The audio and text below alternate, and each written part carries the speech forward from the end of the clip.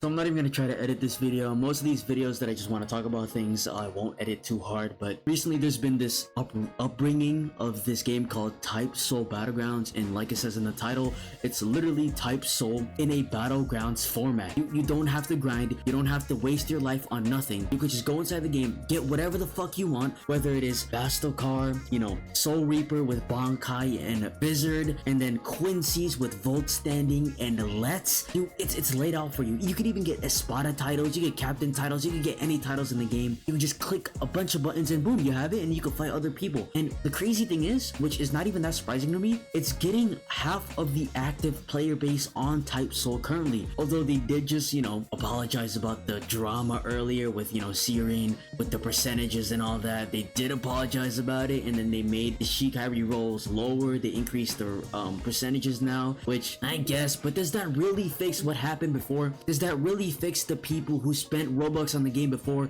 Does it really fix incoming lawsuits? Maybe, maybe not. I don't really know. I'm not into politics. That doesn't even match. I'm not into law, but this is a problem and issue with Type Soul, and you could definitely see with it because of course it is losing players every single day. And this one update did fix up a lot of things. God, I fucking hate Keto.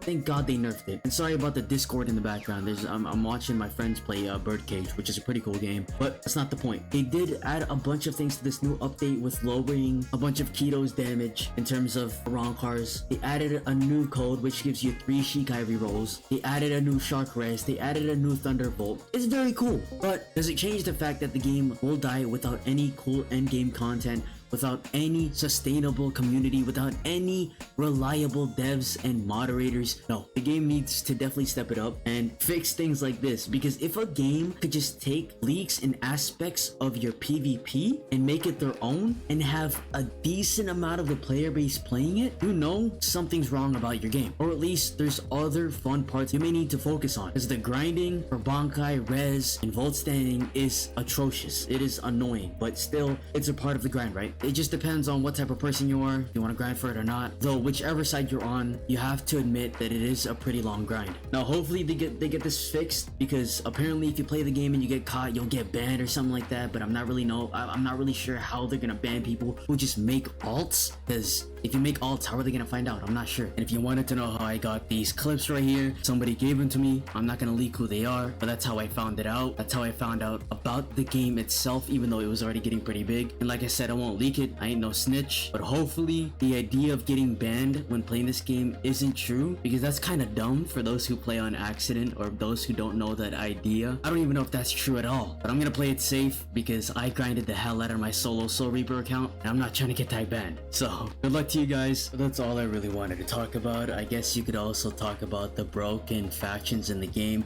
Shinigami's being the best, Aranka's being the second, and Quincy's being the third. That's how I see it. Hopefully they do more balancing in the future, because some of these builds with these factions are overpowered and overpower other builds. Though it does come down to skill in most cases. You see so many people going speed, and that's not bad, but in the future we need more variety, maybe adding more points so we could have that variety. 60 points really isn't enough, but at least thank goodness they nerfed Keto, because Aranka Keto was a little too overpowered in my opinion. Though I'd say balancing late game content, sorry if I said that weirdly, that also needs to get added soon, because in the end all you really have to do is pop mode, fight people, and do raids, which is kind of fun and addicting at times, but once you're off of that mode, you're bored. There's nothing to do, especially if you're not titled or ranked. There's nothing for you to do. And then another thing they need to focus on is definitely having a consistent and reliable dev team, because if they have that, they won't have any more drama. They'll have a consistent and reliable community which will support them, and in the future they'll get less toxicity, and then more people will actually play the game. But as you know, drama comes through. Hopefully they don't make more mistakes, hopefully they don't lose more play base, because you don't want to see